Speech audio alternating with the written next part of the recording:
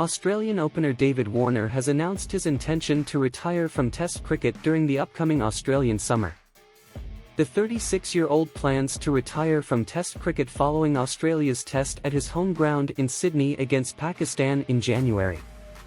Warner, who has scored 25 centuries for Australia from 103 Test matches, does not expect his mindset to change now that he has an end date in mind for his Test career.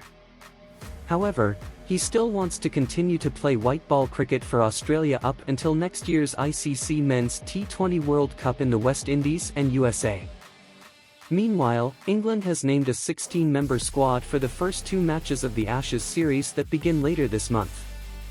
England has retained the same group of 16 players from the one-off test against Ireland for the first two Ashes tests.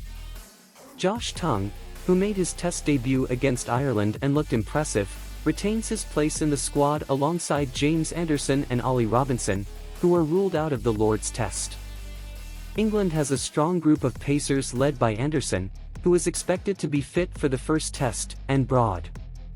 Mark Wood, Matthew Potts, and Chris Woakes make the squad alongside Tongue.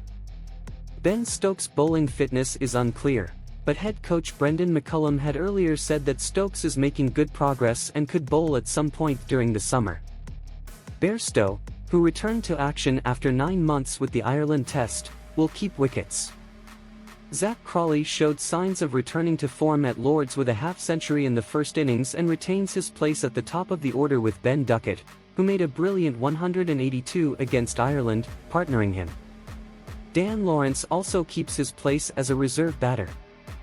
England's biggest decision would be choosing their pace attack for the first test with quite a few options at their disposal. Both Australia and England are eagerly preparing for the approaching match fixtures. David Warner's announcement has caused quite a stir in the cricketing world as he is one of the greatest Australian opening batsmen of his era. England's squad, meanwhile, looks stronger with the inclusion of Anderson and Broad, giving them a good chance of success in the upcoming Ashes series. It remains to be seen how both teams will perform, and the fans eagerly await the much-anticipated cricketing action.